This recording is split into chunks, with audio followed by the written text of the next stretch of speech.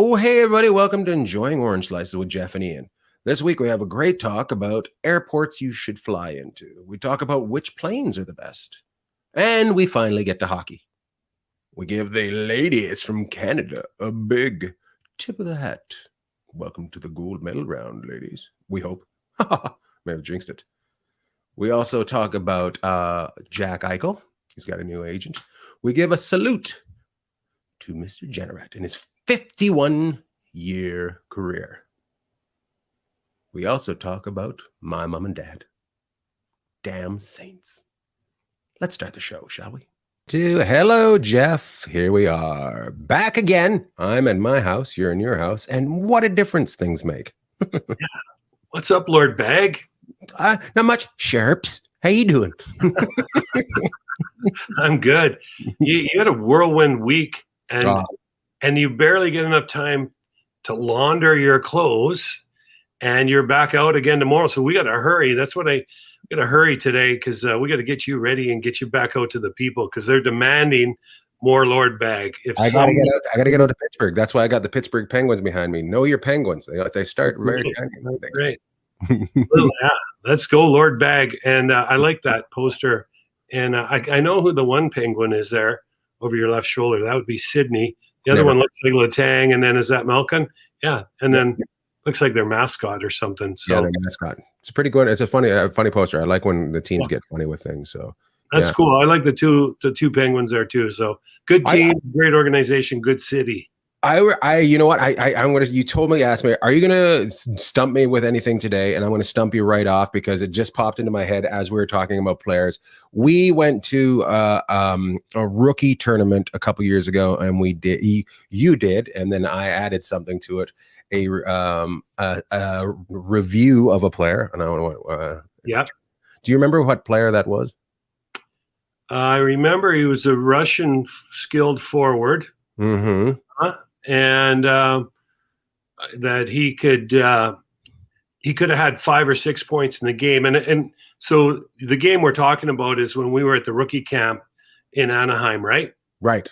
And San Jose. This was a kid that was in San Jose's organization. So for people that care, maybe no one cares, but Mr. Lord Bagg and I went a couple years ago to the rookie camp games where it was Vegas, Anaheim, LA, Phoenix or Arizona, and San Jose. And I don't think there was another one, but in that brand new facility down in Irvine, California, beautiful, where the Ducks practice. So we kept our eye on this young fella that was part of the Sharks organization. We had a scouting report, not a review. Sorry, my fault. I'm such an idiot when I get excited. Yeah, scouting report, not a review. Go ahead, finish your story.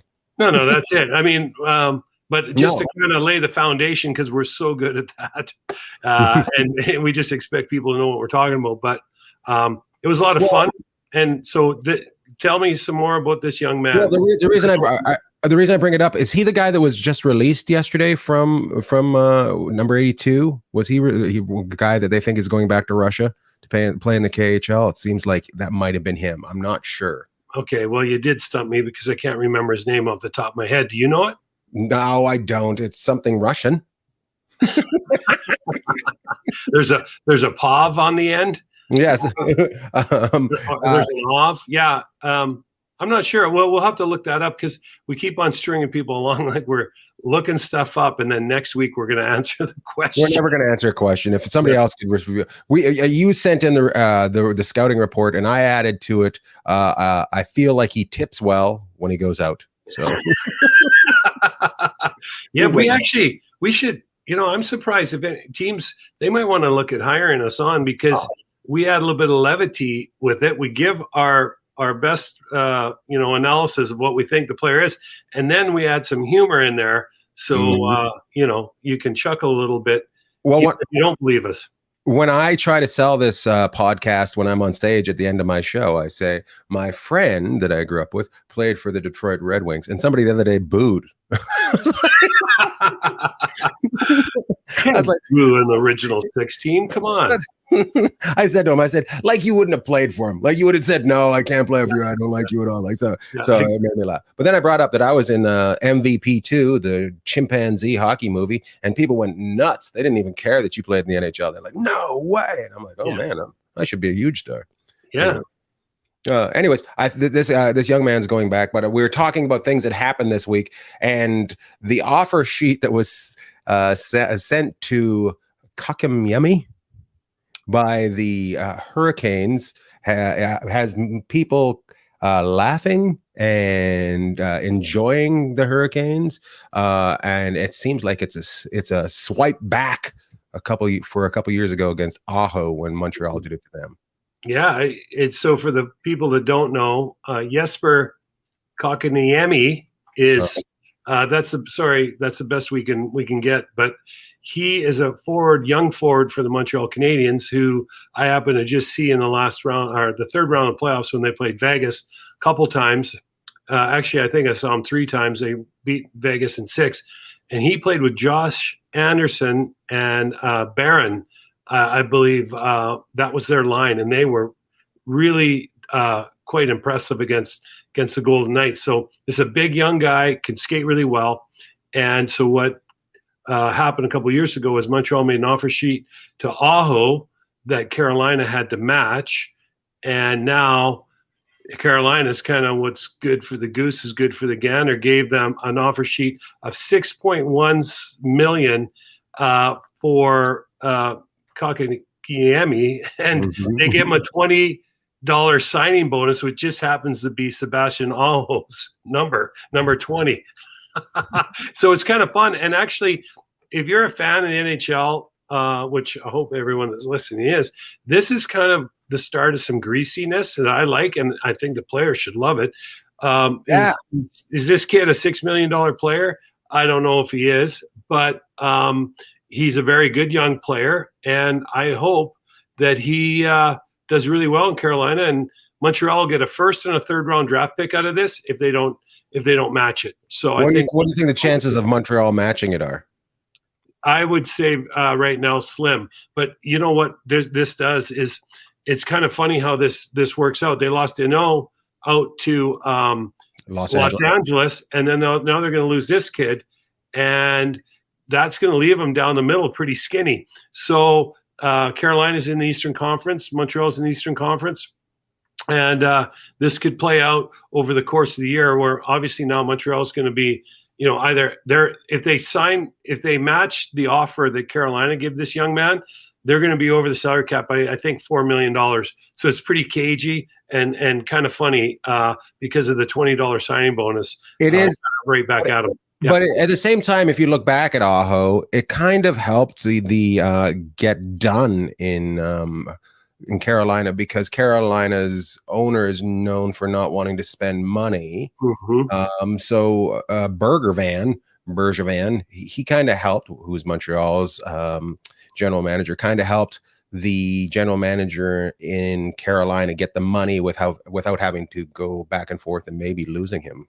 Right. Yeah. Well, my understanding was this is from, could be from the top down. Obviously, the owner in Carolina, not a big market, but a very good young team and a team that could definitely do some damage in the playoffs next year, are trying to get, this $6 million is kind of a little bit out of their normal operating range for what they want to pay players. They don't normally like to get up and get in a bidding war, but they drove the price up, put Montreal into a corner, and they got this kid for 1 year. The question is if they can sign him long term, if things work out for him in Carolina, and he does. Montreal doesn't match, he does sign. So it's kind of fun and kind of shook up a kind of rather mundane part of the summer where not much has been going on. You got to do that, and the timing of it was very interesting. Who do you think the Hurricanes should go after if they aren't able to get Kotkaniemi?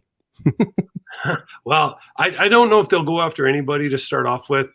They might just sit on their hands a little bit. They still have a really, really good young team there. They've kind of addressed some. I mean, they changed out their goaltending, and they made some changes on their defense. But the players they're bringing in are definitely serviceable players. So They might just sit on their hands, see what happens.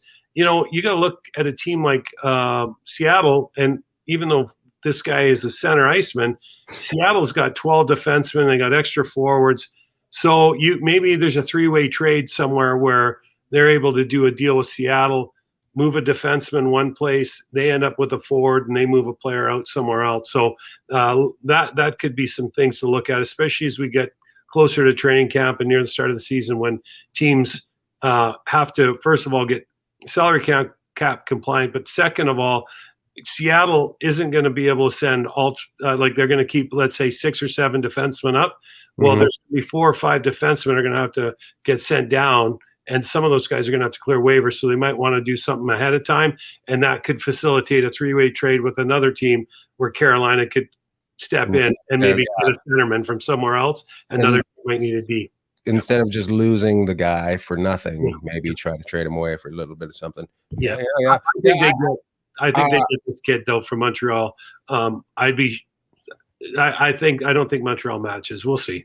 Interesting. You don't think they do? Well, especially if they're going over the cab. I don't know. Do you think he makes the Hurricanes better? I do. He's a little bit of a polarizing player in the fact that he was a healthy scratch during the playoffs. But I like him, and he's showing real flashes.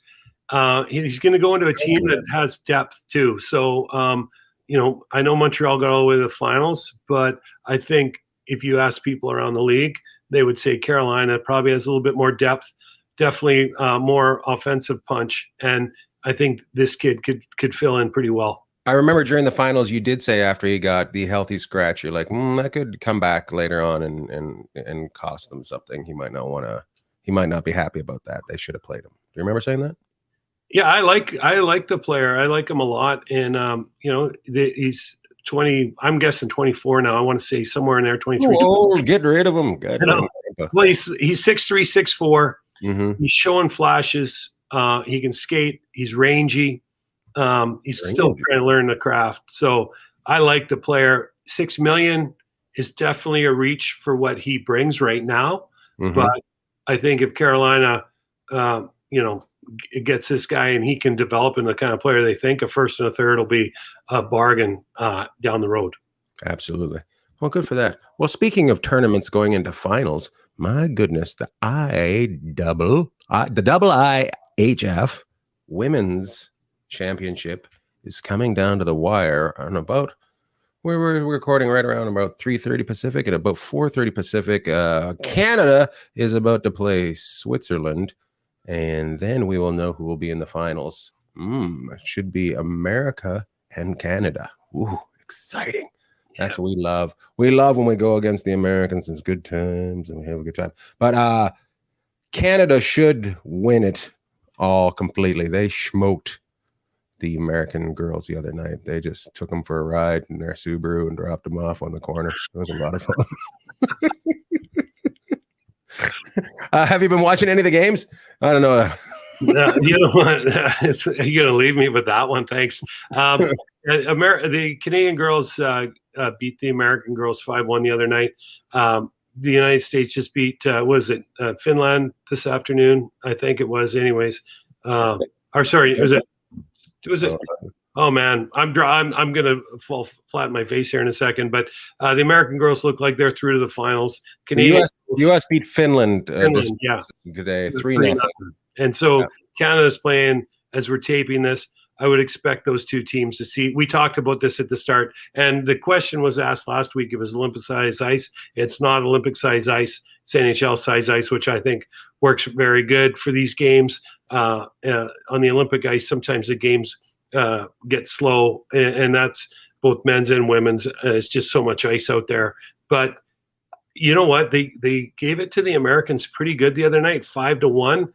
Now the Americans are already done today. They're going to go get something to eat. They'll probably watch the Canadians play here as we speak and get ready for them.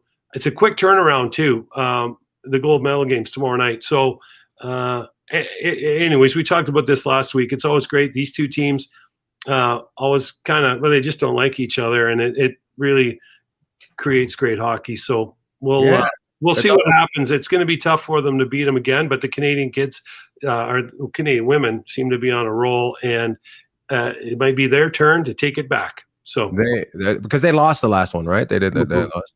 Yeah, and they're going good in these. The Americans are good. The Americans beat the Finn women today quite handily, and the Finn women were the ones that gave Canada their biggest scare. They actually had a lead on them after the first period. So, just up and down. Ooh, it's crazy. And Japan shanked it the whole tournament. Did not do well at all.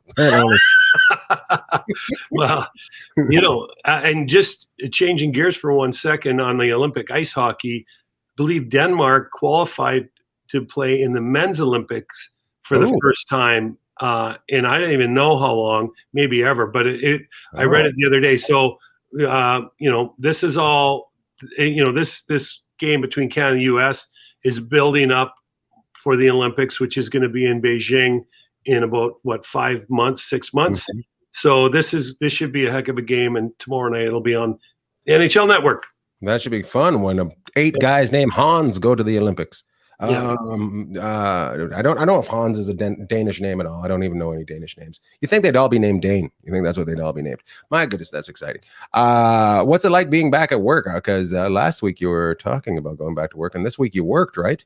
Yeah, I did. I'm back, and very very happy to be back. Obviously, we're trying to get things back to normal everywhere, but it was it was kind of almost like a surreal moment after you'd been off for a while, and then you do all your training, you get back ready to go, and everything. It was good, so no complaints. Well, we got lots to deal with as always, but yeah, I'm glad to be back. Yep. Question for you, because I always advertise our show at my shows. Do you advertise our show like when you give the speech? I'm gonna give it 30,000. By the way, yeah, you know what? I don't do that. No, I guess I could ask. It would be kind of funny. Like, and today we're going to cruise at 36,000 feet. And you might also want to know that your pilot is part of the 4th largest listened to hockey podcast in Australia. I think that'd be a nice hook to go with, but no, last week we were too busy dealing with hurricanes and the rest of this stuff, so I didn't get a chance to slide that in there, but I will. I mean, I think what we need to do is maybe we just need to write notes down, and I'll just interject Enjoying Orange Slices with Jeff and Ian every 20 seconds into the announcement. Yeah, do a minute announcement. We can get it in 3 times and talk. You got to do something. Do you ever just tell the flight? Do you tell the cabin crew to just take their seats? Just don't even. That's my favorite one when they say cabin crew take seats and then nothing happens. Yeah. Okay. So part of that is you'll hear it just before you take off. Obviously, they want the flight attendants or anybody else up walking around the back of the airplane before you take off. But a lot of times you'll say that when you enter over the Rockies, and whether that's the Canadian Rockies or the Rockies in the States, or there's thunderstorms in the area or whatever, or guys in front of you are reporting. One thing, I don't know. I mean, we're a hockey podcast. We can talk about this.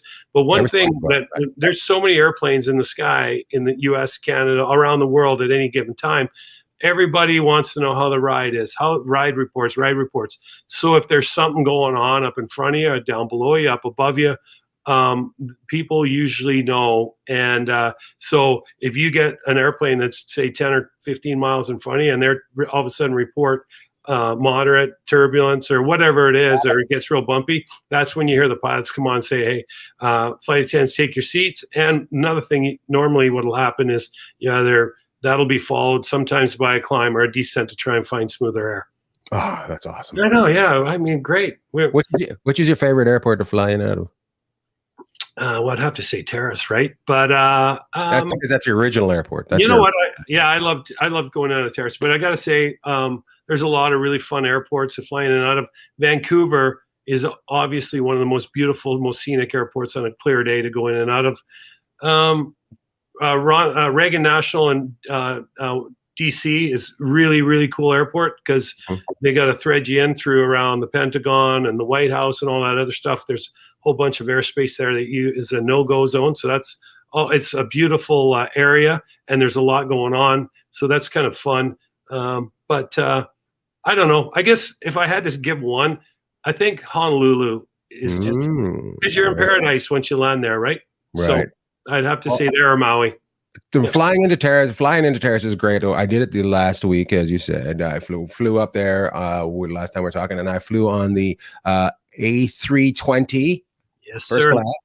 First class, bunch of hoodlums up front, but you're going to say hoodlums in the back because you were so much better in first class. I was just like, I'm arriving first. Don't worry about it. But I love that airport. I just love looking at all the glaciers as you come up around and just kind of just going in there.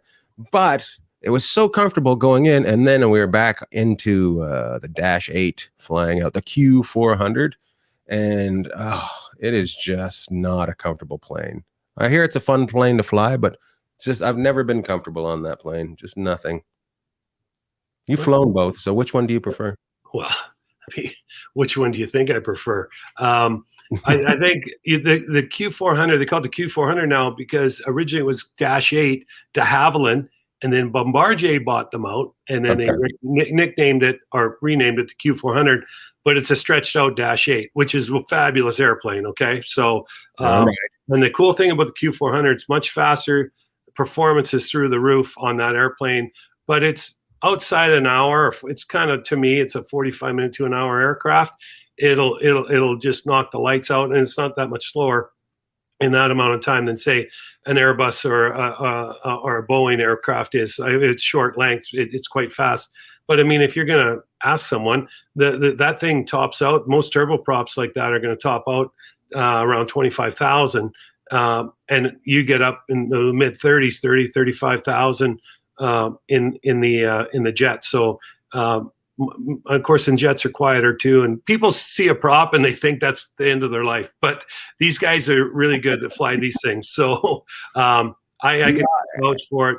Jazz is who flies it up in British Columbia, and that those Jazz guys, Joe Hall. Yeah, Jazz. But Air Canada Jazz, and those guys are like rock stars, and do a great job. And in the States, it's Horizon, which is part of Alaska, and those guys do a great job. I don't know who else flies them, but that's it. So our hockey podcast is it's a summertime aviation. So, but yeah, if I had a choice, everyone's going to take a jet, right? But these little communities need some service, and so that's what they put in there. Yeah, but I love. I took a small commuter jet into Eureka, California this week, and that's kind of got the same airport as Terrace. It's like you walk on and you're on the tarmac and nobody cares. It's really cool. Like, one of the things I remember years ago, I was flying out to the Grand Canyon, and putting people on the tarmac of an airport is like putting people on a boat ramp at the lake or getting ready to put in a river. They just lose their mind, right? They're so out of their own element. They're like, it's like a boat ramp. It's the most chaotic place in the world, right? Everyone's running around. They don't know what's going on. Well, it's the same because people just aren't used to. A lot of people aren't used to being on the ramp, and there's a lot of noise. Normally, there's a lot going on, so it's kind of funny. The first thing they want to do is run right into a propeller. It's like that. We used to take. We had a lot of Japanese tourists when we did the Grand Canyon. Of course, they didn't speak any English, and these props are out there. Obviously, the engine's shut down, but it was always quite windy at the Grand Canyon. These props would be spinning, so you'd be like, "Chatamate," which means stop or stay or don't go there. So we would be. That's one word I knew of Japanese was chatamate, because that's how we could get their attention. Because if you were wearing a hat and it's blowing 30 miles an hour at the airport and your hat goes blowing off, you start chasing your hat. Yeah. That could end up not being a good ending. So don't run. If you lose your hat, I think this is it today. I think we've figured it out. If you're on a ramp and some piece of your clothing or your bag or something flies off, just let it be. Okay. Let it go. Yeah, because there's not a lot of good that can happen. You can always get another hat. Yeah. Don't run on that ramp. It's a boat ramp or airport. Don't run. Oh, I love it. I love when guys you see the guy try to do the boat by himself at the boat ramp and suddenly his truck's underwater. Oh, there's so many good YouTube videos of that. I'll watch them every so often. The blub, blub, blub, blub, blub, blub, blub. Have you ever screwed up? Have you ever put your truck under the water? No, but what I have done, and I'm sure anybody that has a boat or been in a boat can relate to this.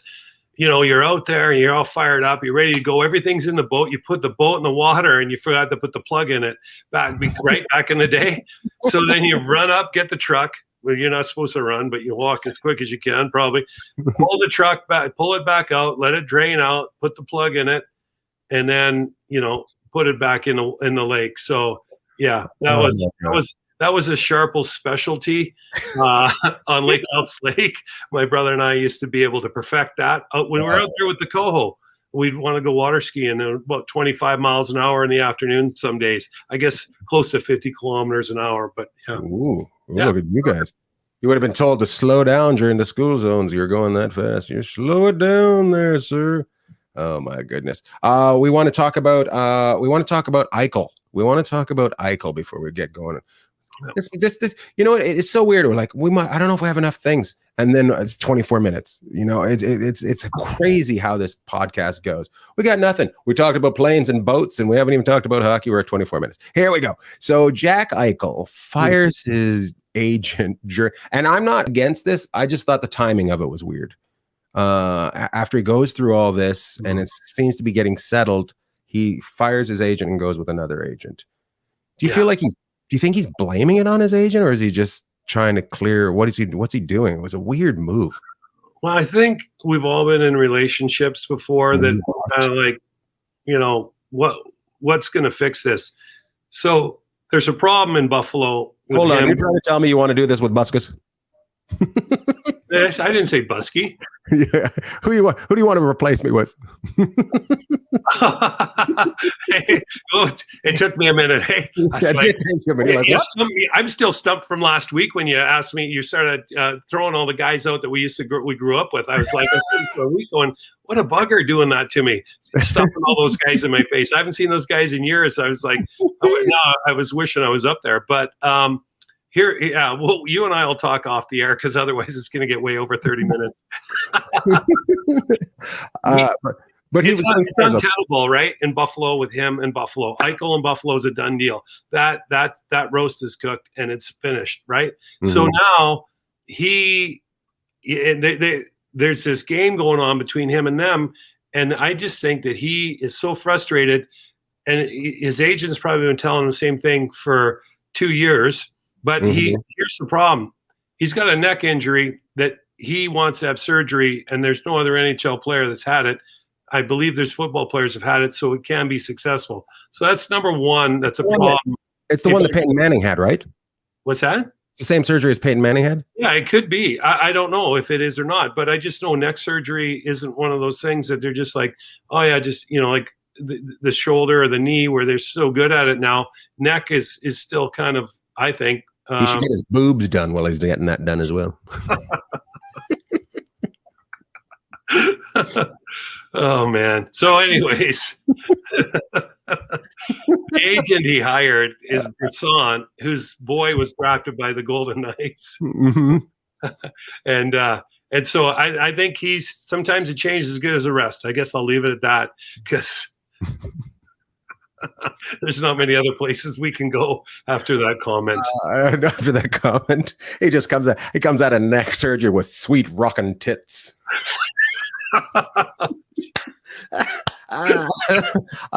Anybody that doesn't listen to this podcast, you got to listen to this podcast. It's stupid. And you learn a little bit. Mm-hmm. Oh, man. Hey, we want to talk. I think before we move on from Eichel, do you think he changes a team? Like where he goes, does he change a team? Well, I've heard a lot about him, and I just happened to run into an old friend last night that works in the league, and he likes him, and he thinks he can really help somebody. So it's funny. You hear a lot of different things about him. Watching him when he plays, he's definitely there's something there. I mean, this guy was taken second overall. Mm-hmm. But they just cannot get it out of first gear in Buffalo. And, you know, they get high draft picks and they get guys like him. And you'd think that's a guy that could help drive the wheel.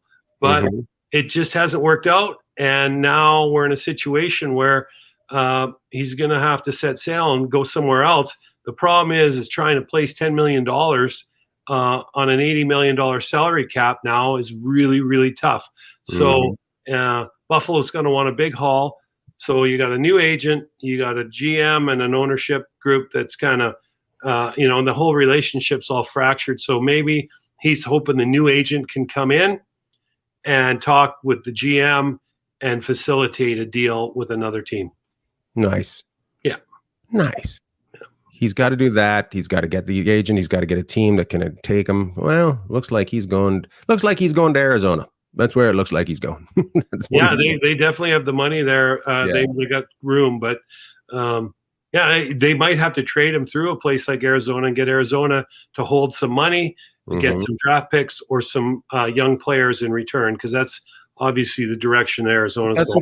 It doesn't seem like he's going one way. It's going to be a multi-team trade that comes the way, or whatever happens with him. Yeah. All right. Yeah. That was hot to trot at the draft, and then it's just cooled right off. I'm sure teams are still calling Buffalo every day, but I don't think if I look at it, I don't think Buffalo wants to go to training camp with Eichel still on the roster, and I'm sure Eichel doesn't want to do that either. So expect that to start heating up, I would say, in the next couple of weeks, because NHL training camps open, I believe, on the 22nd of September. I would say, to be honest with you, that Buffalo just doesn't want to go to training camp. They should just wrap it up. Well, we got to talk about one more guy from Buffalo before we move on, though. Yes, we'll give him. We got to give him. We'll give him a dual shout out. He's been calling the games for 51 years. His name is Mr. Janarat. Mr. Janarat. He is he's retiring this year. Is he doing more games? Rick Janarat. He's been with that team through two. He's been with them for 2 bankruptcies, 18 different jerseys, and I don't know if it's been 18 different jerseys, but he's been there. It's that long, and he's still calling the games. And his most famous call would be Mayday. One right here. Congratulations. I hope everybody has a career that long. Yeah, 51 years. He started off as radio, and then he got into the TV. So, and out of all the jerseys that the Sabres have had, their original ones and the ones they have now are by far and away the best. And my favorite. Please, Buffalo, keep those jerseys you got now, and let's start getting some wins. Any shout outs before we get going? Yeah, Paralympics are on. Just started in the last couple of days. So a big shout out to all our Paralympians that are out there, and they're in Tokyo, and good for them. And it's on NBC in the States. So tune in and watch in their channels. So always want to shout out to them. We were at the in Colorado Springs earlier this spring.